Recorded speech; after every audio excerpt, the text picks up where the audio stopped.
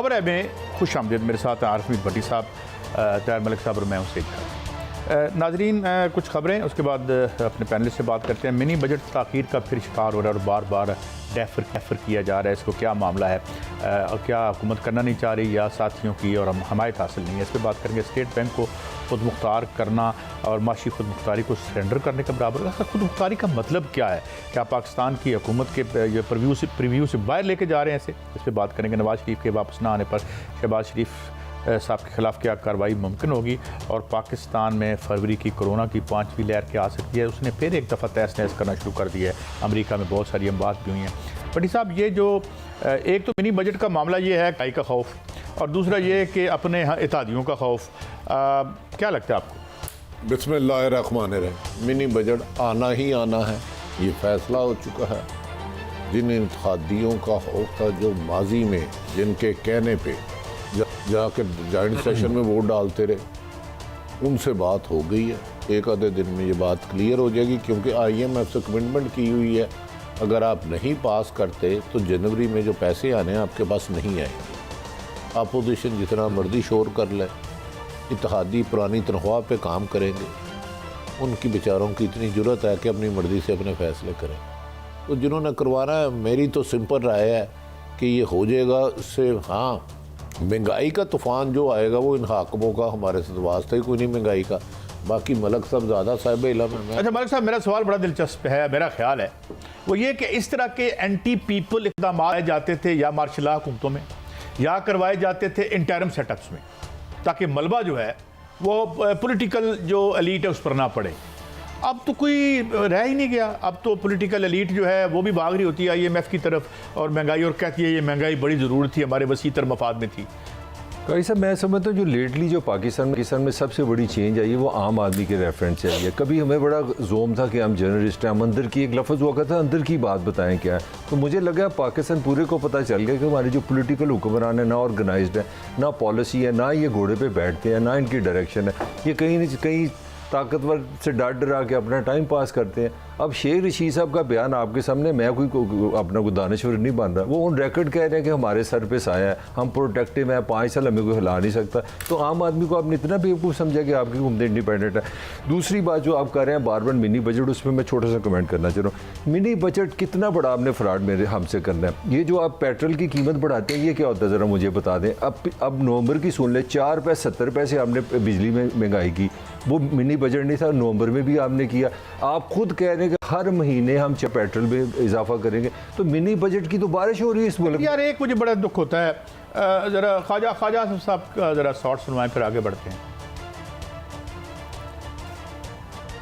ये वोट आपके पास नहीं है, ये सहूलतकारी से वोट आएंगे। आप देख रहे हैं आज 5वां दिन है, यहाँ पे कोरम पूरा नहीं हुआ आपके पास, 4 दिन कोरम पूरा नहीं हुआ।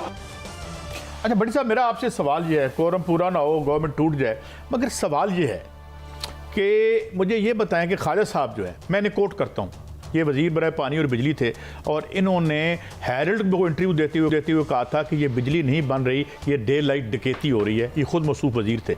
अब मसला सिर्फ एक दूसरे की टांग खींचना है या हमारी जान छुड़वानी है IMF से, इस महंगाई से, बर्बादी से, या पॉइंट स्कोरिंग करनी है? मसला सिर्फ और सिर्फ पॉइंट स्कोरिंग का। आप खुद फरमा रहे हैं कि ख्वाजा हसन मोहतरम ने कहा ये डे रॉबरी है, डे लाइट रॉबरी अपनी वजारत। उन्होंने कहा ना, हाँ, उन्होंने रोका, तो ये तो शरीके जुर्म है उसमें। ये तो इनकी वजारत में डकैती होती रही दिन के रोशनी में, और ये खामोश रहे। अब उन्हें इससे गर्द नहीं है कि मिनी बजट आ रहा है, महंगाई हो रही है, सानू की फायदा होएगा। हुकूमत को टारगेट करना है, क्योंकि असी मिन्नतां कर थक गए, साड़ी वारी नहीं आ रही। जो मैंने कहा था ना, कुछ लोग कहते थे वो नवाज शरीफ आ गया, जहाज से बह गया, वो त्यारे च बह लिया, वो बोर्डिंग कार्ड ले लिया, वो इमिग्रेशन हो गई। आज ऐसे इकबाल साहब ने तरदीद कर दी। भाईजान, वो एहसन इकबाल तो बड़े आदमी ना, आप उनसे वैसे ही। लेकिन जवेद लतीफ साहब क्या PTI के आदमी हैं, या यार सादिक साहब जो कह रहे थे कि मैं देखें, जवेद लतीफ साहब भी जिनके आदमी होना था हो चुके हैं। ओहो, अच्छा, प्यारे हो चुके हैं। अच्छा, आपने कितना अर्सा पहले कहा था उनके नैब में पता नहीं कितने अरबों रुपए, 7 अरब का था जो आपने कहा था, वालदा अल्लाह ताला 2 साल पहले हमारी, 2 साल बहुत पुरानी। अगर वो क्लिप अब मिलेगा नहीं, तो मैंने कहा था नहीं सर, वो फिट हो चुकी है। पता नहीं ये लॉन्ड्री कहाँ खुली है जहाँ पे ये सारे कपड़े धोए जाते हैं। बट साहब, ये जोर की लड़ाई है या नाताकती की लड़ाई है आपस में? देखिए, लोग वाकई परेशान है कि जो बंदा 3 दफ़ा उनका वज़ीर आज़म रहा, इलाज के बहाने से गया और 2 साल तक वापस नहीं आया, और फिर एक साबिक़ स्पीकर जाता है जिनका अलीम खान साहब के साथ ज़िमनी इलेक्शन होता है, उसमें 1-1 करोड़ रुपया खर्च होता है। वो स्पीकर आके कह रहा है बस मियाँ साहब बड़े बेताब सर, मेरी मुस्कुराहट देखे, वो तो मेरी टिकट से आन लगे सर, मेरे पासपोर्ट से आन लगे सर। उन्होंने कहा यार मेरा पासपोर्ट से ख़त्म होया था, मैं इश्तिहारी हाँ, मैं तेरे से आ चला। लुक यार कौन बातें कर रहा है? तो भाई कितने के झूठ बोलोगे यार, कितना का कौम को गुमराह करोगे? एक वक्त में 22 करोड़ अवाम को गुमराह करने का ठेका ले लिया।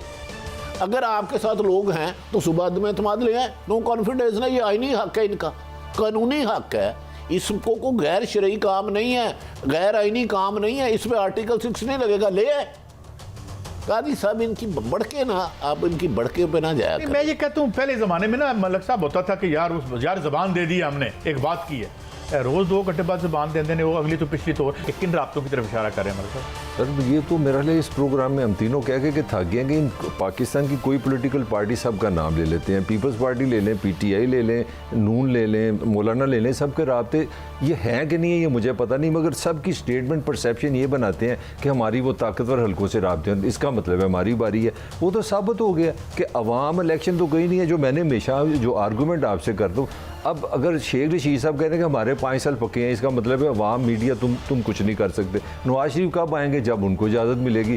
जरदारी साहब एकदम दुबई जाते हैं, फिर खामोश हो जाते हैं। अपना उन्होंने सिंध संभाला है, मुझे तो लगता है अपने अपने हिस्से की लड़ाई है, और इसीलिए मौलाना को आपने पेशावर भी दे दिया कि यार चलो अब आपको भी थोड़ा सा। हमारा दुख तो ये है कि हमारी मैशत को आज़ाद करवाओ, हमारे स्टेट बैंक को वापस लो। जब तक चंद लुटेरे जिन्होंने भी पैसा खाया वो किसी भी अदारे से वाबस्ता हैं, किसी उनको आप सजाएं नहीं देंगे, काजी साहब मैं और आप गुलाम रहेंगे। राना सनाउल्लाह साहब ने किसी ना किसी से मिल रहे हैं, अगर नहीं मिलते तो तुम आवाम से नहीं मिलते, हमारे लीडर। हाँ, ये बात। जिनका ओथ लेते हो तुम, जिनको वोट की इज्जत दो, मफादात के तहफ़्फ़ुज़ की कसम खाते हैं। आप कह रहे हो कि मैं वोट को इज्जत दूंगा, दूसरी तरफ जिनसे मिल रहे हो उनका नाम लेना आप पसंद नहीं कर रहे, नाम बताते हुए डर रहे हो। इसका मतलब है तुम्हारे अंदर चोर है, चोर चोर समझते हैं चोर। भाई इतने बहादुरों, प्राइम मिनिस्टर आपका कहता है मैं एनआरओ नहीं दूंगा। आज तक मेरी ख्वाहिश है मरने से पहले मैं देखूं इमरान खान साहब के मेरे से फला बंदे ने एनआरओ मांगा, शहबाज शरीफ ने, जरदारी ने, नवाज शरीफ ने, शाहिद खान अब्बासी ने। ये कहते हैं किसी ना किसी से मिल रहे हैं, वो कहते हैं हमारी सेटिंग हो गई है, वो कहते हैं हमारी डील हो गई है। मैंने तो एक खबर दी है, मिनी बजट, ये बच्चे जमूरे इकट्ठे हो जाएंगे यार, हो गए, मैसेज जाना शुरू हो गया है। भट्टी साहब देखिए, आप जो मर्जी आपकी खबर से नहीं मैं लड़ा, मुझे इस तरह ना आप लें 350 अरब के किस्म के आप नए टैक्स, जो टैक्स आप वापस लाने जाने, तो आम बंदा तो मारा जाएगा, कत्लो गारत होगी। आम बंदे का तो वो उसका किसी को एहसास नहीं। वास्ता क्या है? आप रिटायर होते हैं, आपको 2 अरब की प्रॉपर्टी मिल जाती है, मैं रिटायर होता हूँ, मुझे 20 अरब की पड़ जाती है, इन्हें 5 करोड़ की मिल जाती है। इनका अवाम से क्या तल्लुक? तो पहले अवाम के नुमाइंदे लाओ, पहले जो पब्लिक सर्वेंट है ना उन्हें पब्लिक सर्वेंट बनाओ, उन्हें हाकिम ना बनाओ। वो हमें गुलाम समझते हैं जिन्हें अब पब्लिक सर्वेंट का नाम देते हैं। भट्टी साहब तारीख में बड़ी बड़ी देवकामत शख्सियात जो हैं वो ज़ाहिर होना शुरू हो गई हैं, यह ही बड़ा अजीब व गरीब है। तो मैं खैर ऐसी मैंने बात कर दी बरसबील तज़किरा, इसकी ज़रूरत क्या है भट्टी साहब? हम एक नया छांगा मांगा बना के लोगों को ले आएंगे, हमारी तो तारीख ही बड़ी शानदार है। काजी साहब तो जरूरी है टिकट देना उनको? हमारी अब देखें, हमारी मजबूरी है, हमारे लिए तमाम पॉलिटिशियन अता तारड़ साहब की क्वालिटी क्या है, इस चीज सीट पे बैठे हैं। उनके वाला साहब ने क्या किया था, आप हिस्ट्री जानते हैं उनके वाला साहब ने क्या किया? आप बता दें मुझे। आपके सदर जी सुप्रीम कोर्ट के जज अल्लाह जन्नत नसीब करे, जहाज में कहाँ गए थे? कोयटा खरीदो फरोख्त करने के लिए, खरीदो फरोख्त करने के कोयटा में तो ड्राई फ्रूट होता है, वो ड्राई फ्रूट ही लेने गए थे ना, सर्दियाँ बड़ी थी, उन्होंने कहा कि पंजाब का ड्राई फ्रूट खास नहीं है। तो अब मुझे सिर्फ ये बता दें कादी साहब, जो लोग आवाम से रिश्ता नहीं रखते, डीलों का रास्ता निकालते हैं, शॉर्टकट से आते हैं, रात को खुशामद की। और मैंने आपको पहले बताया था कुछ दिन पहले कि पंजाब में 3 खानदान इस वक्त इतनी लूटमार कर रहे हैं। कल उनमें से खानदान में से एक बंदे ने मलक साहब तुसी ना ताड़ी मेहरबानी कान बंद करो, एक सौदा 5 करोड़ रुपए में किया सिर्फ बस इतना छोटा सा। बस मुझे भाई लेकिन भट्टी साहब देखें, अगर मेरे जैसे आदमी जो है बाजार में चिलगोजों की तरह बिकने शुरू हो जाए, बड़े बड़े नाम बिकते हैं, अपना शुरू हो जाए, हो चुके हैं सर। ये ऐसी है जैसे आप यार आधा किलो बेटा खुबानियां मैंने खुश्क तोल दे, इस तरह बंदे हो गए कि ये मतलब कादी साहब इससे ज्यादा आजकल क्या हो रहा है, आईजी और होम सेक्रेटरी की लड़ाई हो रही है, कह रहा मेरे इख्तियार में ले। यार तुम पब्लिक सर्वेंट हो ही नहीं, आपने तोक पहना हुआ गुलामी का। अब मैं भी, मेरे समेत हम भी चलो कोशिश करते हैं, पूरा सच नहीं बोल सकते लेकिन मिनिमम झूठ ना बोले। तो इधर मुल्क का वजीर आज़म अपोजिशन लीडर कह रहा है हमारे राब्ते हो रहे हैं लेकिन नाम नहीं ले रहे। तो इस मुल्क का यार ये भट्टी साहब मुझे अभी तक हजम नहीं होती। एक तरफ हमने कहा है कि जी हमने बिल्कुल जमहूरियत और जो आइन में लिखा है उसके तहत चलना है, फिर ये आइन और जमहूरियत में राब्ते किधर से आ जाते हैं? आइन और जमहूरियत इनकी ये है, इनको हुकूमत दे दो, इलेक्शन धांधली करो, चोरी करो, डाका मारो, बैलेट बॉक्स पेपर चोरी करो, बैलेट पे डुप्लीकेट छापो, इनको हुकूमत दे दो। मैंने तो आपसे दोनों से रहनुमाई ले रहा हूँ। मुझे 40 सालों में एक इलेक्शन बताया जिसको हारने वाले ने तस्लीम किया हो, और अगला इलेक्शन भी मैं चैलेंज दे रहा हूँ, जो मुझे नहीं पता कब होना है, कौन जीतना है, हारने वाले ने यही इल्ज़ाम लगाना धांधली। ये औकात है हमारी कि 18 या 16 जनवरी को होना था ये इलेक्शन KPK का दूसरे हिस्से का। अब मैं किसी टीवी पे देख रहा था, पता नहीं गलत हो कि मार्च में ले गया, शिकस्त का हो, क्योंकि दूसरी तरफ वो चाह रहे हैं कि मार्च में 23 मार्च में जो मौलाना साहब ने यहाँ धरने का दिया हुआ टाइम, ताकतवर हल्के कहाँ हाथ रखते हैं, इधर इन्हें अपने आप पे। तो भट्टी साहब पंजाब को फिर भूल जाए, पंजाब के बल्दियाती इलेक्शन, पंजाब बेवकूफ़ इलेक्शन कराए यार। मैंने खुदाया ये सुप्रीम कोर्ट के कहने पे हो रहे हैं, आप गलत फहमी का शिकार है। आपका ख्याल है इमरान खान साहब करा रहे हैं बल्दियाती इलेक्शन? सुप्रीम कोर्ट आपकी अदालत का फैसला है भाई, क्या कर रहे हैं? सुप्रीम कोर्ट की फैसला मानते हैं हम, तो सुप्रीम कोर्ट पे जो हमला करता है उसको दोबारा वज़ीर आज़म बनाते हैं। हमारी हिस्ट्री है, मैं माफी चाहूँगा कादी साहब, मैं माफी चाहूँगा, हमारी हिस्ट्री है। अगर आप इख्तलाफ करना तो कर लें, आर्गूमेंट कर लेते हैं, हमारी हिस्ट्री है। तो आपको याद नायल भी किया है ना, वो मान लिया तुसी? हाँ, वो तो तुसी कह रहे हो साडा सदाबहार कायद ने वजीर आजम गिलानी को अपना नाहल किया, हमने मान लिया, वजीर आजम भुट्टो को फांसी दी, हमने मान ली। नहीं, और क्या चाहिए आपको? हमारी हमें अब वो पुरानी पीपल्स पार्टी वाली बात ना करें। पंजाब में हमारा हाथ अच्छा होता है। भाई साहब ये मलक साहब से राय ले, मैं वो टेक्निकल वजूहात की वजह भाई साहब ये तो दूध का दूध पानी कल हो सकता है। आपने मिनी बजट आप असेंबली में ले हैं, अगर ये 25 बंदे हैं, एक बंदा है, 10 बंदे हैं, कल काउंटिंग में क्या मुश्किल है? और आपके सबके पास ये खबरें कि इत्तेहादी रजिस्ट कर रहे हैं, वो पसंद नहीं कर रहे। भट्टी साहब ने वैसे खबर दे दी, मैं इनसे कोई बहस नहीं कर रहा कि सब कुछ क्लीन है, साफ है, मगर ऑन पेपर जो हो रहा है कि सारे इत्तेहादी कह रहे हैं जी हम आपके साथ नहीं चल सकते, महंगाई का फंदा आपने गले नहीं डाल सकते। 25 बंदे आपके पास है, कल आप बिल पास पता लग जाएगा, अपोजिशन जीत जाएगी। हर वक्त हमारे साथ। अच्छा कादी साहब, आप साहिब इल्म, मैंने मान लिया है, मैं इनकार नहीं करता, मैं इस झूठ को भी सच तस्लीम कर लेता हूँ वक्ती तौर पे।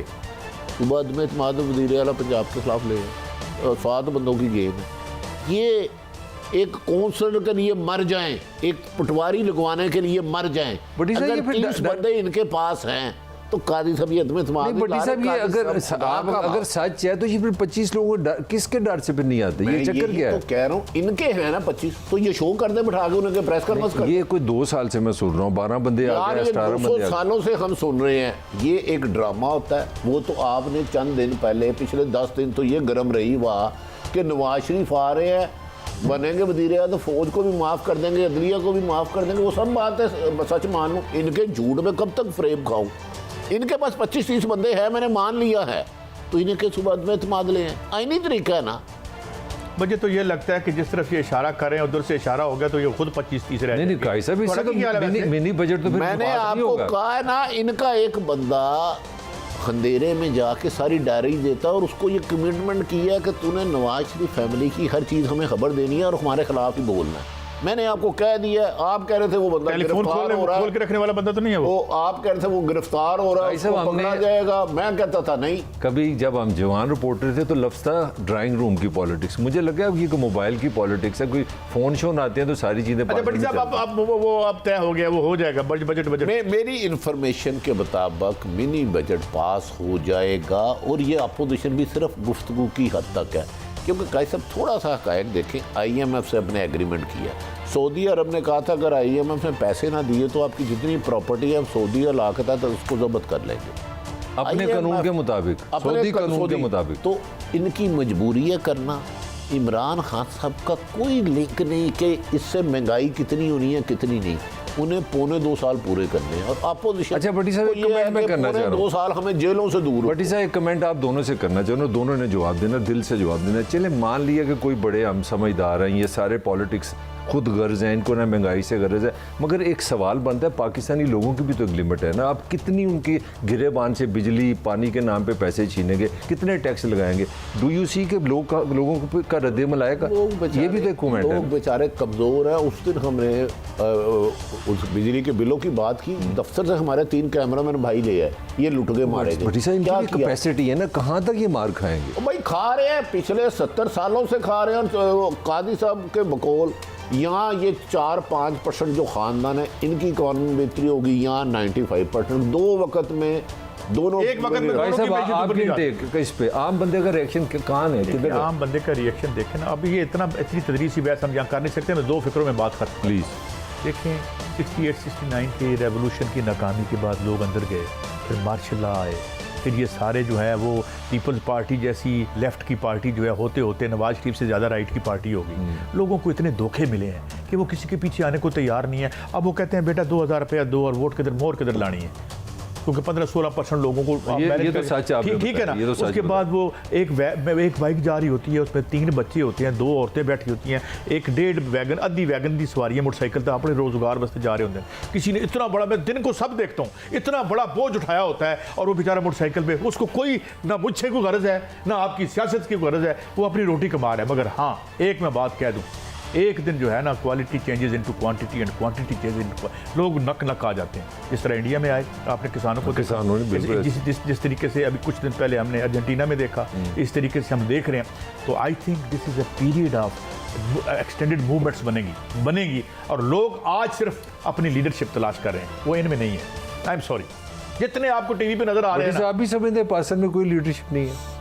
1% भी नहीं। लीडरशिप के नाम पे जो जालसाजी और पब्लिक सर्वेंट के नाम पे जो इस मुल्क के साथ फराड हुआ ना, मलक साहब, मैं 1 महीना पहले सोच रहा था किताब लिखूं, फिर मैंने कहा मर्डर हो जाऊंगा उसी दिन।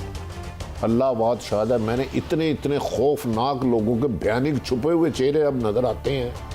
यार कौन किसकी गेमें खेल रहा है? मलक साहब छोड़े इस मुल्क में। नहीं, ये भेस बदला हुआ आपने। लेकिन मैं बेसिकली मलक साहब, मैं हूँ बेसिकली हाउसिंग सोसाइटी का मालिक हूँ और मैंने अपना नाम रखा हुआ है लीडर। नहीं, कई सब मैं ठेका फरोशी करता हूँ और मैंने अपना नाम रखा हुआ है जी कि मैं मेरी गुजारिश सुन लें। मुनीवरिंग अपनी जगह, फराड अपनी जगह, आप चले गुफ्तगू के मालिक हो गए, आपने बड़े सुनहरी अल्फाज यूज़ कर लिए, मगर जो बंदे ने अपने बच्चों के लिए रोजगार लाना है, जिसने बिजली का बिल देना है, उसको तो रियलिटी साहब ने उसके क्या ये समझते हैं कि महंगाई ये अल्फाजों को छोड़े। मलक साहब, मेरा आपसे सवाल फिर वही है, आम बंदा किधर जाएगा? बेशुमार खवातीन ने बच्चों समेत जहर खा लिया, नहरों में फेंक दिया, सड़कों पे नहीं है। क्या किसके खिलाफ एहतजाज था वो? मेरे सर, वो जो बाप ने खुदकुशी वक्त बेटे लोग गुर्दे बेच रहे हैं और बड़ी तादाद में बेच रहे हैं, लेकिन बेबस है इन जालिम जाबर बंदूकों और तोपों वाले लोगों के सामने। इनके आगे कोई हिम्मत नहीं कर रहा बोलने की, क्योंकि नज़ीर चौहान जाता है उसमें 3 पर्चे हो जाते हैं। तो इधर लोगों को अपनी इज्जतें बचाना मुश्किल हो गया।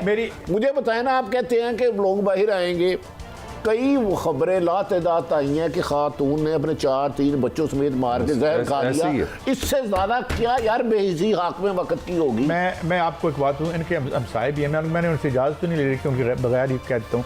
तो गुलाम अब्बास साहब के किसी अजीज़ को गुर्दा चाहिए था, तो उन्होंने एक इश्तिहार दिया, मैं उनको मिलने चला गया तो वहाँ देखा कुछ लोग इकट्ठे हुए थे और वो कुछ कह रहे थे, कहने जी एक गुर्दा चाहिए था, लोग तरले कर रहे हैं कि यार सानू बड़ी मजबूरी है, खुदा दा वास्ता जी साड़ा गुर्दा। अच्छा, और गुलाम अब्बास उन्हें लाइन तो ले लो, पीपल्स पार्टी के वजीर भी रहे और ये खासी पुरानी बात है अब तो। और अच्छा काई साहब, अब इस जवाब के बाद आपको कुछ चाहिए कि लोग गुर्दा बेच रहे हैं, जिंदगी जैसी नेमत की मैं आपकी सारी बातों से मुझे एक बंदा आया, मियाँ बीवी चले गए हमीद लतीफ़ अस्पताल, 14-15 दिन रहे, 32 लाख रुपया कोरोना का बिल। एक पासे दौलत की तकसीम की गैर मुनसफाना इतनी तकसीम का ढेर लगे हुए हैं और एक वक्त 2 वक्त की रोटी नहीं मिलती, 6-8 मैं आपकी मैं आपको छोटी सी बात करूं, छोटी सी ब्रेक पे जाना है। में मियाँ बीवी को कोरोना हो गया, 32 लाख। मैं पंजाबी विट की बात करने लगा। पंजाबियों में मार खाने की भी बड़ी सलाहियत है, हंसने की भी सलाहियत है। रिक्शे पे मैंने बैठा तो मुझे कहता, उसने पहचान लिया मुझे, कहता अब टीवी में आता है, कहता बहुत सा मेरी बीवी को फलां बीमारी होगी, फलां बीमारी होगी। जब मुझे बिल बनाया ना उन्होंने 4 लाख रुपए, तो मैंने उनसे कहा कि यार ये तो इतने की तो नहीं बीवी में ला सकता हूँ, 4 लाख मुझे बिल नहीं, बना मैं दिया। एक बात जाते जाते एक बात कह दूं जो बड़ी मीनिंगफुल है कि कोरोना एक अजाब और कर्स है, मगर बायस रहमत है कुछ लोगों के लिए। ये कब तक रहेगा? क्योंकि कोरोना ना आए तो फिर आप 32 लाख कहाँ से कमाएंगे?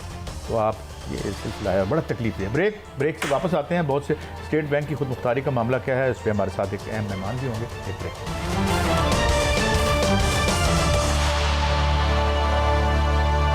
वेलकम बैक नाज़रीन। अब ख्वाजा सफ़र साहब के एक मैं शॉट आपको सुनवाता हूँ और फिर हम ये स्टेट बैंक की खुद मुख्तारी के हवाले से बात करेंगे। हमारे साथ शहबाज राना साहब होंगे, नोटेड जर्नलिस्ट हैं और निगाह रखते हैं माशी अमूर पर। तो पहले ज़रा सुनाएं ख्वाजा साहब क्या कह रहे हैं। ये मनी बिल जो आ रहा है और स्टेट बैंक का जो बिल आ रहा है, ये हम अपनी फाइनेंशियल सॉवरेनिटी सरेंडर कर रहे हैं, which is much worse than what happened on 16th of December 1970। मेरी ट्रेजरी बेंचेस से भी इस्तदा है, खुदा के लिए अपने मुल्क की जो फाइनेंशियल खुद मुख्तारी है सरेंडर ना करें, इसके बाद आपको स्ट्रिप ऑफ किया जाएगा आपकी न्यूक्लियर कैपेबिलिटी से। ये बारी बारी सारे के सारी चीजें जो हमारी खुद मुख्तारी की जामन है, हमने वो सरेंडर कर देनी है। ये ना करें, ये ना मिनी बजट लेके आए, ना ये स्टेट बैंक का जो है वो बिल पास करें, ना करें, ये प्लीज ना करें। जी हमारे साथ हैं शहबाज राना साहब। शहबाज राना साहब, thank you very much for your time. ये आपने ख्वाजा साहब की स्टेटमेंट सुनी, मैंने आपकी आज स्टोरी भी देखी है, तो किस हद तक हम अपनी खुद मुख्तारी सरेंडर, हम क्या स्टेट बैंक को खुद मुख्तार कर रहे हैं या हम अपनी खुद मुख्तारी सरेंडर कर रहे हैं आलमी मालियाती इदारों को? राना साहब। सर बहुत इंटरेस्टिंग सवाल है आपका, लेकिन अनफॉर्चुनेटली जैसे कासिम सूरी साहब ने ख्वाजा आसद साहब को चुप करवा दिया, इसी तरह हम सब को चुप करवा दिया जाएगा इवेंचुअली। और ये बात मैं मीडिया की नहीं कर रहा, ये मैं बात कर रहा हूँ पाकिस्तान के तमाम सर्कल्स की जो मैटर कर रहे हैं। इस वक्त जो स्टेट बैंक ऑफ पाकिस्तान का तरमीमी बिल काबीना ने कल मंजूर किया है, इसमें और एक जो तरमीमी बिल स्टेट बैंक का था मार्च 2021 में, इसी काबीना ने बगैर पढ़े हुए उस वक्त अप्रूव कर दिया था। इसमें और उसमें कोई ख़ास फ़र्क नहीं है। और जो ख्वाजा साहब के कंसर्न्स हैं, एज अ रिपोर्टर हमें फैक्ट्स के ऊपर बात करनी चाहिए। ख्वाजा साहब के जो कंसर्न्स उन्होंने एक्सप्रेस किए वो कुछ गलत नहीं है। इस बिल के अंदर ऐसी बेतहाशा चीज़ें हैं जिससे पाकिस्तान की जो इकनॉमिक सॉवरेनिटी है वो सरेंडर हो जाएगी। कोई भी हुकूमत जो होती है उसका दारोमदार जब कर्ज़ों के ऊपर होता है, जैसे पाकिस्तान की हुकूमत है, पाकिस्तान की हुकूमत चाहे PTI की हो, वफाकी या PMLN की, से पहले थी, ये कर्ज़ों के ऊपर चल रही है। और ऐसी सूरत हाल में जब हम अपने जो वसाइल उनमें इजाफा नहीं कर पाते तो कर्ज़े तो आपको लेने हैं, लेकिन इस बिल के तहत जो वफाकी हुकूमत है वो स्टेट बैंक ऑफ पाकिस्तान से कर्ज़ा नहीं ले सकेगी, उसके ऊपर कानूनी पाबंदी होगी। और उस सूरत हाल में जब वफाकी हुकूमत स्टेट बैंक से कर्ज़ा नहीं लेगी तो फिर कमर्शियल बैंकों से लेगी। कर्ज़ा तो मिलेगा लेकिन उसकी जो कॉस्ट होगी वो बहुत ज़्यादा होगी। या तो बैंक्स आपको ऐसे एक्सप्लॉइट करेंगे कि आपको एक बहुत हाई कॉस्ट देनी पड़ेगी, या फिर वो अपनी जो दूसरी टर्म्स हैं वो आपको डिक्टेट करेंगे। तो एक तो इसमें ये बहुत बड़ा फैक्टर है। दूसरा, इसके अंदर जिस किस्म की इस बिल के अंदर बातें की गई हैं, eventually everything will be economically controlled. आप एक और मिसाल ले लें, जो पहले जो मौजूदा इस वक्त स्टेट बैंक का बिल है या कानून है, उसके तहत जो स्टेट बैंक ऑफ पाकिस्तान के 2 काम है बुनियादी। एक उसका काम है कि महंगाई पे कंट्रोल करना, और दूसरा उसका काम जो है वो जो इकोनॉमिक ग्रोथ है उसको सपोर्ट करना। तो जो अब नया बिल कल काबीना ने मंजूर किया, उसके तहत स्टेट बैंक ऑफ पाकिस्तान का जो बुनियादी काम होगा वो महंगाई पे काबू करना, और दूसरा उसका जो काम होगा वो फाइनेंशियल सेक्टर की स्टेबिलिटी, और जो ग्रोथ है that will be the tertiary objective. तो जो स्टेट बैंक ऑफ पाकिस्तान होगा वो सिर्फ महंगाई को कंट्रोल करने के लिए काम करेगा, जो कहने को तो बहुत ही अच्छी चीज़ है क्योंकि सब लोगों को महंगाई ज़्यादा महसूस हो रही है बजाय इसके कि कम ग्रोथ ऑफ रेट। लेकिन मज़े की बात ये है, इसके अंदर जो बिल है महंगाई की जो तारीफ़ है वो तो इन्होंने दे दी। वो मैं पिछले कोई 7-8 माह से शोर कर रहा था कि मार्च में जो काबीना ने बिल पास किया है उसके अंदर तो महंगाई की तारीफ़ ही नहीं दी कि महंगाई है क्या चीज़। अब इन्होंने एक लो प्राइस स्टेबिलिटी के नाम से एक डेफिनेशन तो इंट्रोड्यूस करवा दी है, लेकिन वो महंगाई का टारगेट क्या होगा वो आज भी मिसिंग है। अगर लो प्राइस स्टेबिलिटी क्या है, मेरे लिए तो अगर मैं गरीब शख्स हूँ तो 3% भी महंगाई ज़्यादा है, अगर आप अमीर हैं तो आपके लिए शायद 11-12% भी अफोर्डेबल है। तो ये महंगाई लो स्टेबल प्राइस क्या होगी वो इसके अंदर डिफाइंड नहीं है। इसी तरह इस बिल के अंदर और बहुत सारी ऐसी चीज़ें हैं जिसकी गालिबन ज़रूरत नहीं थी करने की, लेकिन वो की गई हैं। और लगता ऐसे है कि एक जो रियासत के अंदर रियासत बनाने की कोशिश की गई है स्टेट बैंक ऑफ पाकिस्तान को, जिसके पास इतने इख्तियारात होंगे जो कि पहले भी थे। अच्छा शहबाज, हमने अपना स्टेट बैंक बेच दिया है आलमी इदारों के पास, और दूसरा जैसे आप कह रहे हैं इस महंगाई की लहर आएगी, इसमें जो 25-30 हज़ार रुपया लेते हैं लोग महाना, उन पर कितना बोझ पड़ेगा इस महंगाई के से?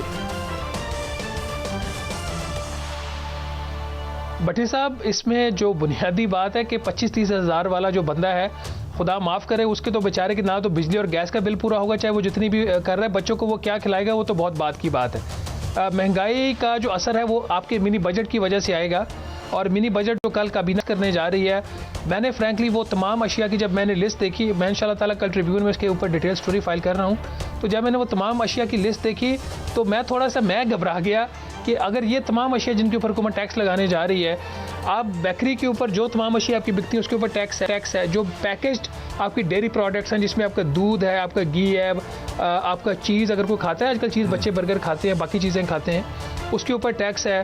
फिर जो आपका मिर्च और मसाला, वो मीडिया के ऊपर एक बहुत इल्ज़ाम है कि बहुत मिर्ची हम लोग लगाते हैं, तो मिर्च के ऊपर भी 17% GST लगेगा, नमक के ऊपर भी लगेगा, सिलाई मशीन का अगर किसी का कारोबार है तो सिलाई मशीन खरीदेगा, उसके ऊपर 17% टैक्स है। यू नेम एनीथिंग, उसके ऊपर कल GST काबीना जो प्रपोज करने जा रही है, और फिर वो बिल नेशनल असेंबली में चला जाएगा। पहला आपका सवाल स्टेट बैंक से रिलेटेड क्या था भट्टी साहब? कि मैंने कहा क्या इस पॉलिसी से हमारी हुकूमत की गिरफ्त स्टेट बैंक से निकल के IMF के पास चले जाएगी? जी, इसकी मैं आपको सिंपल मिसाल दे देता हूँ। इस वक्त जो स्टेट बैंक ऑफ पाकिस्तान की 96% जो शेयर होल्डिंग है हुकूमत पाकिस्तान की है। 96% शेयर होल्डिंग को जो स्टेट बैंक के बोर्ड के ऊपर बंदा जिसकी नुमाइंदगी करेगा वो सेक्रेटरी ख़जाना होगा। सेक्रेटरी ख़जाना स्टेट बैंक ऑफ पाकिस्तान के बोर्ड के ऊपर तो बैठेगा, उसके पास वोट करने का इख्तियार नहीं होगा। तो ये आपके सवाल का सादा सा जवाब है। इसके बाद जो governor state bank of Pakistan जो कोई भी होगा, वो मुकम्मल तौर पर हर लिहाज से आज़ाद होगा। वो फॉरेन कंट्रीज़ के साथ एग्रीमेंट्स कर सकता है, MOUs कर सकता है, उनके साथ डाटा एक्सचेंज कर सकता है, और बहुत सारे वो काम कर सकता है। तो ये आपके सवाल का मुख्तसर जवाब है कि जो हुकूमत जिसका 96% हिस्सा है स्टेट बैंक। राना यहाँ रुकिएगा, मुझे ये बताएं कि स्टेट बैंक जो है वो कैबिनेट की अप्रूवल के बगैर जो है वो साइन कर सकेगा जो ट्रीटीज हैं या कोई मुआहदे हैं दूसरे ममालिक के साथ, आप ये कह रहे हैं? कैबिनेट की अप्रूवल चाहिए होगी। अच्छा, नहीं सही साहब, कैबिनेट की अप्रूवल चाहिए होगी with approval of the federal government लिखा हुआ है बिल के अंदर, लेकिन उसको आप बाख्तियार कर देते हो ना कोई काम करने के लिए। और आपको पता है कि जब काबीना के पास जो सबसे अहम मामलात होते हैं वो सर्कुलेशन से अप्रूवल में जाते हैं, वो तो उसके ऊपर वोटिंग भी नहीं करवाते, वो तो काबीना के एजेंडे के ऊपर भी नहीं आते। आपके अभी तक जितने बड़े बड़े मामलात इस पिछले 3-3.5 साल के अरसा में काबीना के सामने आए हैं, वो बहुत सारे ऐसे मामला थ्रू सर्कुलेशन हो रहे होते हैं। इवन के आज सितंबर में जो मिनी बजट एक आया था, वो वाला भी फाइनेंस बिल जो था काबीना से मेरा ख्याल थ्रू सर्कुलेशन उसकी अप्रूवल ली गई थी। तो ये एक कहने को तो फेडरल गवर्नमेंट डाल दिया गया, लेकिन इसमें काजी साहब और भट्टी साहब जो इंपॉर्टेंट चीज़ है वो ये है कि जो governor state bank of Pakistan होगा वो ओवरऑल बैंक का सरबराह होगा। Governor state bank of Pakistan जो होगा वो जो स्टेट बैंक का बोर्ड है उसका सरबराह होगा। Governor state bank of Pakistan जो होगा कि एग्जेक्टिव कमेटी होगी उसका वो सरबराह होगा। Governor state bank of Pakistan जो है, जो एक मॉनेटरी पॉलिसी कमेटी है जो आपकी शरह सूद डिटर्मिन करती है, उसका सरबराह होगा। तो बजाय कि ये खुद मुख्तारी देते, उसके ऊपर एक चेक एंड बैलेंस होता। सारी चीज़ें एक गवर्नर की ज़ात के ऊपर आ रही है। और फिर और मज़े की बात यह है कि महंगाई जो है वो बुनियादी हदफ होगा स्टेट बैंक ऑफ पाकिस्तान का। महंगाई का हदफ कोई नहीं, वो मैंने आपको बता दिया, कोई एक्सप्लिसिट टारगेट नहीं है। और अगर वो हदफ अचीव नहीं करता गवर्नर या स्टेट बैंक ऑफ पाकिस्तान, तो अकाउंटेबिलिटी आपको पता क्या है?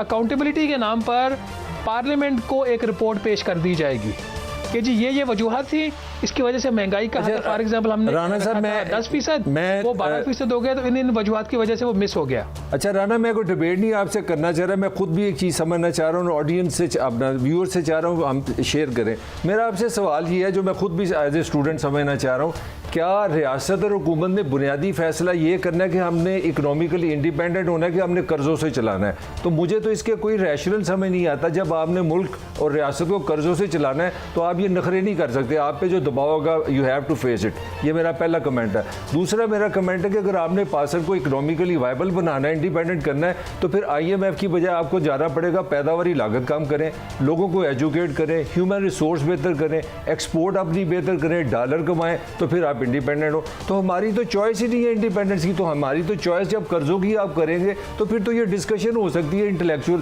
कि जी हम खुद मुख्तारी दे रहे हैं। मुझे बताएं क्या हमारी रियासत के अंदर ये विल है? मैंने नहीं देखी 47 से, मैं फिर इतनी लंबी तकरीर नहीं करना चाह रहा कि क्या ये विल है कि हम फाइनेंशियली इंडिपेंडेंट होना चाह रहे हैं। आपका ये बहुत ही बुनियादी और बहुत उम्दा सवाल है। इस वक्त जो वफाकी हुकूमत है, जुलाई 2019 से लेके आज की तारीख तक स्टेट बैंक ऑफ पाकिस्तान से कर्जा नहीं ले रही, ज़ीरो कर्जा ले रहे हैं हम स्टेट बैंक ऑफ पाकिस्तान से। सारा जो कर्जा है हम ले रहे हैं इस वक्त वो कमर्शियल बैंकों से ले रहे हैं। तो सवाल ये पैदा होता है, जब चलना ही हमने कर्जे के ऊपर है, हर साल कोई भी हुकूमत हो, मौजूदा जो आपका इस वक्त बजट का खसारा है उसके लिए वफाकी हुकूमत को तकरीबन 3,500 अरब रुपया सालाना कर्जा लेना है और वो ले रही है। अच्छा, बात यह है, अब आ जाते हैं कि जी हुकूमत और जो IMF और स्टेट बैंक है वो क्यों वफाकी हुकूमत के ऊपर कर्जा लेने की पाबंदी लगा रही है स्टेट बैंक से। उसकी जो इकनॉमिक लॉजिक वो देते हैं वो ये देते हैं लॉजिक कि जी इससे महंगाई कम होती है। आप ये बताइए कि जुलाई 2019 से लेकर आज तक जो कितना कर्जा लिया गया है वो सारा कमर्शियल बैंकों से आया है, और अगर वफाकी हुकूमत कमर्शियल बैंक से कर्जा लेती है उसका रेट क्या होगा, और अगर वो नहीं लेती तो उसका रेट क्या है। अगर वफाकी हुकूमत स्टेट बैंक से कर्जा लेती है तो कितना महंगाई बढ़ती है, अगर वो कमर्शियल बैंक से कर्जा लेती है तो कितनी महंगाई बढ़ती है। इसकी स्टडी मुझे कोई एम्पेरिकल एविडेंस के साथ बता दे, मैं हाजिर हूँ। एक और जो चीज़ इसके अंदर बड़ी इंपॉर्टेंट है, हम ये कह रहे हैं जी कि कर्जे लेने से महंगाई बढ़ती है। बिल्कुल आपकी बात ठीक है। इस वक्त महंगाई क्यों बढ़ती है? क्योंकि नए नोट प्रिंट करने पड़ते हैं।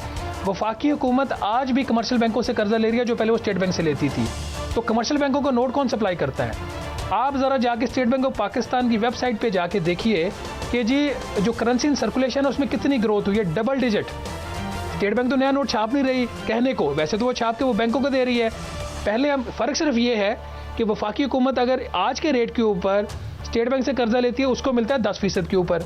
वो कर्जा जब वो लेती है जाके कमर्शियल बैंकों से उसके ऊपर उसको मिलता है 12%। ये 2% इजाफी रेट दे रही है, बाकी फ़र्क कोई नहीं पड़ रहा। और जो 2% इजाफी रेट दे रही है उसका आपका बढ़ता है बजट खसारा। तो जब बजट खसारा बढ़ता है फिर आप क्या करते हो? फिर आप मिनी बजट लेके आते हो और मेन बजट में आप 735 अरब के टैक्सेस लगा देते हो। बात आपकी बड़ी मतलब है वफाकी हुकूमत स्टेट बैंक से नहीं ले सकती, लेकिन 2% ये सूद या दूसरे प्राइवेट बैंकों से लेंगी, उसकी महंगाई का बोझ मैं और आप जाके अदा करेंगे। मैं यही समझाऊँ ना। सर, इससे पहले मैं पहली बात भट्टी साहब आपकी बात का जवाब देने से पहले ये जो बड़े इनके सवाल बड़े रेलिवेंट थे। अब एक बात का तो मैंने को बता दिया, फिर क्या आपने मुल्क सारी जिंदगी मुल्क जो आपने कर्जों के ऊपर चलाना है? सवाल तो बेसिक ये है ना, दिस इज द क्वेश्चन। ये होता है कि जब आप इस तरह के कंट्रोल्स लगाते हैं तो जो हुकूमतें हैं वो हुकूमतें डिसिप्लिन हो जाती हैं। पाकिस्तान में बदकिस्मती से ऐसा नहीं है। हम कर्जों पे चल रहे हैं। हर नया दिन वज़ीर-ए-आज़म इमरान खान साहब उठते हैं, एक नई अथॉरिटी बना देते हैं। किस लिए? आज भी हम जो वफाकी हुकूमत है को 300 से 350 अरब रुपए के सूबाई हुकूमतों के वो मंसूबे फाइनेंस कर रही है जो 18वीं आईनी तरमीम के ज़रिए सूबाई मामलात हैं, एजुकेशन, हेल्थ। वफाकी हुकूमत क्यों पैसा दे रही है? क्योंकि साबिक़ वज़ीर-ए-आज़म नवाज शरीफ ने भी सियासत करनी है सूबे में जाके, वज़ीर-ए-आज़म इमरान खान साहब ने भी सियासत करनी है सूबे में जाके। ये हेल्थ सेहत कार्ड क्या है? ये आपके जो एजुकेशन के प्रोजेक्ट्स हैं, ये जो वफाकी हुकूमत क्यों फंड कर रही है? और फिर जब आपने आईनी तरमीम करके उस वक्त आपने डिविजन्स आपने कम कर दिए 18वीं तरमीम के बाद, तो वफाक के अंदर एजुकेशन का इदारा क्यों है? वफाक के अंदर हेल्थ के इदारे क्यों हैं? वफाक ऐसी कौन सी क्यों है? ये इसके एग्रीकल्चर और बाकी ये वजारतें रख के बैठा हुआ है क्योंकि आपने साउथ पंजाब के बाकी लोगों को आपने वजारतों को उसके वजीरों को वजारतें देनी है। तो फैसला करना है रियासत ने और हुकूमत ने। जब तक कोई भी हुकूमत हो, PTI, PMLN और शहबाज, मैं कमेंट कर रहा हूँ, आप डिसिप्लिन नहीं करते तो फर्क नहीं पड़ता आप स्टेट बैंक से कर्जा लेते हो या कमर्शियल बैंकों से। अच्छा शहबाज, मैं कमेंट कर रहा हूँ, आप भी उसमें कमेंट कीजिएगा। मेरी एक छोटी सी अपने अंडरस्टैंडिंग है कि हम 3,000 अरब के करीब चले गए हैं ये बिजली के IPPs के जो सर्कुलर डेट है, और 1,000 अरब से ज़्यादा सुई गैस पे भी चले गए हैं, प्रॉब्ली 1200 पे चले गए हैं। इस तरह के 4000 अरब की ये जो बदमाशी हम पे, जो अपना जबरन हम पे मुसल्लत है, कोई पाकिस्तान की इकॉनमी का इंडिपेंडेंट होने का, हेल्दी होने का कोई चांस है इन दो बीमारी को पकड़े बगैर? मुझे हाँ या ना में आप अपनी राय दें। मैंने अपनी राय दे दी आपको। बिल्कुल, देखिए इसमें सर बात बड़ी बुनियादी सी है कि इस वक्त आपको पता है कि मेरे घर में जो बिजली का मेरा अपना बिल कितना है, मैं आपको उसकी टोटल प्राइस पे छोड़ दें, मैंने 31 रुपये 20 पैसे फी यूनिट मैंने बिजली का बिल नवंबर का पे किया। अभी दिसंबर वाला मेरा बिल नहीं आया। 31 रुपये 20 पैसे फी यूनिट मेरा रिकॉर्ड अवेलेबल है। हुकूमत मुझे चैलेंज कर दे मैं गलत बोल रहा हूँ। अगर 31 रुपये फी यूनिट, ये कानों को हाथ लगाने वाली बात है, अगर 31 रुपये फी यूनिट मैं जो हूँ बिजली का बिल दे के भी जो आपका सर्कुलर डेट है वो आज 2400 अरब रुपए के ऊपर खड़ा हुआ है, किसकी गलती है? लाइन लॉसेस आप कंट्रोल नहीं कर पा रहे, चोरी आप कंट्रोल नहीं कर पा रहे, जो आपके एमएनएज और पार्लियामेंटेरियन जो है किसी एक पार्टी की, मैं तमाम की बात कर रहा हूँ, उनके फैक्ट्रियों को गैस जाती है चोरी की, बिजली जाती है चोरी की, तो फिर ये मुल्क कैसे चलेगा? पाकिस्तान इंटरनेशनल एयरलाइन पीआईए का जब आपने सीईओ लगाया था तो फैसला आपने किस बुनियाद पे किया था? कि किसी को अकोमोडेट करना था। आप पीआईए को बहाल नहीं करना चाह रहे थे। पीआईए के क्यूमुलेटिव लॉसेस है 542 अरब रुपया। अब उसका जो हर साल का 35 से 40 अरब का सालाना उसका जो नुकसान हो रहा है वो कहाँ से पूरा हो रहा है? बजट से हो रहा है। फिर वो कहाँ से पैसे लेंगे? चाहे आप कमर्शियल बैंक से ले लो 12% पे, या स्टेट बैंक के ऊपर अगर पाबंदी ना हो तो 10% पे ले लो। कर्जा तो आपने लेना है। लेकिन राणा साहब तो सारा बढ़ गया, अब क्या करें? राणा साहब सारा बढ़ गया तो फिर नया टैक्स लगा दें। मुझे मैसेज आ रहे हैं इस वक्त, लोग कह रहे हैं कि यार ये सारी बातें तो हम करते हैं, इसका हल क्या? आप ये बताएं, मैं मुख्तसर बात करता हूँ कि हमें आईएमएफ कहता है मैं पैसे इसलिए दूंगा कि अगर मेरा कि अगर आप आईपीपीज़ को ये 2 नंबर पेमेंट्स नहीं करते, जिसके लिए हमारे इरफान अली साहब को जो है हटा दिया गया था पोस्टिंग से, ये तो सारे आपके मुआहदे 2 नंबर हुए हैं। अगर 2 रुपये की बिजली 31 रुपये की बिकनी है तो जिस वक्त तक आप उनको टेक ओवर नहीं करते तो हम तो वैसे करके घर चले जाएंगे। ये कौन करेगा? Who will bell the cat? कौन इन कार्टल्स को हाथ डालेगा? मुख्तसरन मैं माजे के साथ डिसएग्री करता हूँ। आपके जो 2014-13 और 2015 के जो बिजली के जो मुआहदे हुए हैं वो 2005 से 2002 से और 1994 से कोई मुख्तलिफ नहीं है। आप ये हुकूमत पाकिस्तान की पॉलिसीज़ के तहत लगे हैं। हमें यह कहा जाता है, जो आप बात कर रहे हैं कि आइडल कैपेसिटी पेमेंट में जी हमने 900 अरब या 800 अरब रुपया सालाना दे दिया, बिजली नहीं बनाई। सर आप मुझे ये बताइए कि सर्दियों के महीने में लोड शेडिंग कहाँ होती है? आप बलूचिस्तान चले जाएँ, आप केपीके चले जाएं, पंजाब चले जाएं, आप मुझे गारंटी से बता सकते हैं कि आपके पास इस वक्त सिस्टम में बकौल हुकूमत के पता नहीं कितनी 6-7 हज़ार मेगावाट सरप्लस इलेक्ट्रिसिटी है। क्या हर घर में बिजली जा रही है? नहीं जा रही। आप आइडल कैपेसिटी पेमेंट के इसलिए अदा कर देते हैं कि बिजली फराहम करेंगे, आपका निज़ाम जो है वो पुराना है, वो इतनी बिजली का लोड नहीं ले सकता और चोरी भी है। तो 100 रुपये का अगर जो बिल जनरेशन कंपनी देती है 70 रुपये या 80 रुपये ऑन एवरेज रिकवर हो रहे हैं। अगर आइडल कैपेसिटी पेमेंट दे देंगे तो 20 रुपये कम देना पड़ेंगे अगर आप घरों को बिजली फराहम कर देते हैं। तो आज का जो कहा जाता है कि बिजली सरप्लस है, ये सरप्लस नहीं है। तमाम घरों तक बिजली पहुंचा दें। यार मैं तो बात ही और कर रहा हूँ, मैं तो बात ये कर रहा हूँ राना, मैं तो बात ये कर रहा हूँ 2012 की फाइनेंशियल टाइम्स में इस डकैती का जो 94 में हुई थी, पहले मुआहदों की और बाद में, और बर्बाद हम तब हुए हैं जब वापडा को हमने डीरेगुलेट करके अनबंडल किया था। फिर किस दिन बैठेंगे, मैं आपको उन मुआहदों की डिटेल्स बता दूंगा, आप भी मेरी तरह सर पीट उठेंगे। Thank you very much for your time Rana sahab, I look forward to see you once again. तो ये बात है, इस पर हम बात करेंगे, उन अच्छी बात उन्होंने कही, मगर ये मुआहदे को माई का लाल खोल के दिखा दे तो मैं समझता हूँ कि हमें पता चल जाएगा कि हमारी खाल कौन खींच रहा है। एक ब्रेक के बाद हाजिर होते हैं।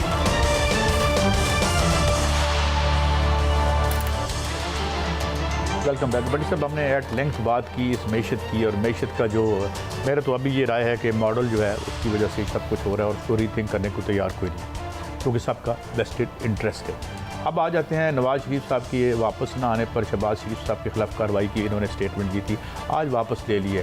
अटॉर्नी जनरल साहब कह रहे हैं जी कि ये इस पर भी अब दिल में यकीना किस्म का, जैसे पंजाबी में कहते हैं साहब, ये बेचारे एक्शन ले सकते हैं। डू यू थिंक शहबाज साहब ने गारंटी दी थी, ये सच है, कागज़ पे लिखा था, उस चीज़ को 2 साल हो गए अभी तक अदालत में क्यों नहीं गई? चले मान लिया, मैं तो शहबाज, मैं कह रहा हूँ नवाज शरीफ में आना ही नहीं। मेरी तो राय कुछ लोगों से इख्तलाफ है कि वो नहीं आ रहे, आना हो तो उन्हें रोका ही नहीं, वो खुद नहीं आ रहे जब तक उन्हें निकाला नहीं जाएगा।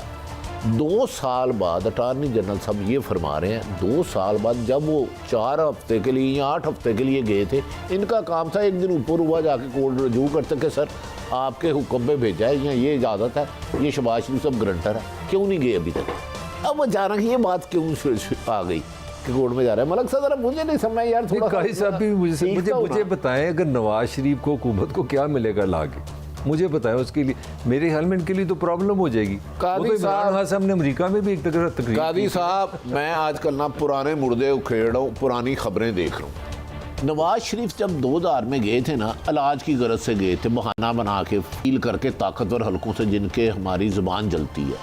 उस वक्त भी कुलसूम नवाज ने खबर दी थी, ये पढ़े जरा दोनों मेरे भाई, मैं नहीं पढ़ूंगा।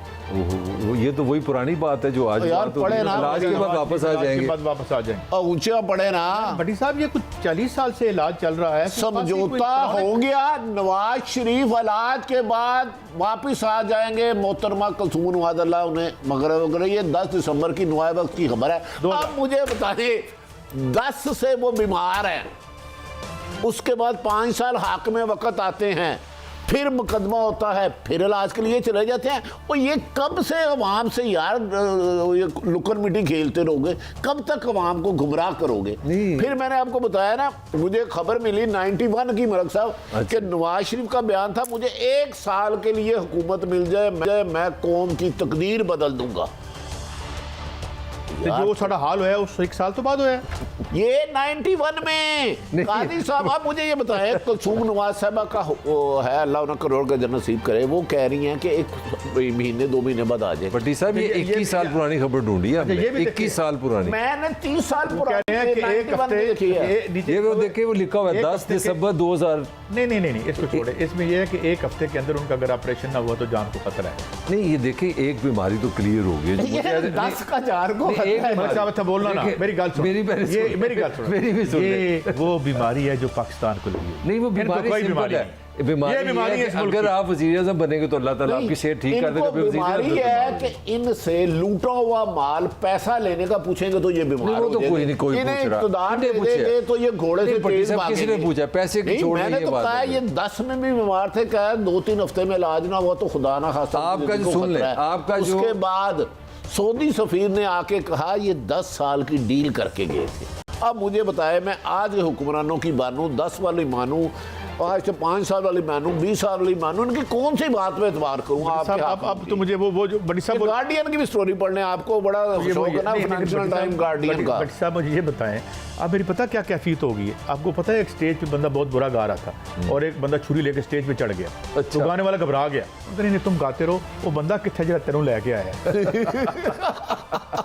अब तो मेरी ऐसी कैफियत हो बड़ी खूबसूरत कल पर मैं कुछ नहीं करता, हिकमत शुरू करती हूँ, मैं कैंसर में भी हाथ बाल है ना, सारे तजर्बे इस बेचारी 20 करोड़ अवाम पे। मैं तो कहता हूँ ये शो को भी कॉमेडी बना लेते हैं हम, काफी मिराले हो गए।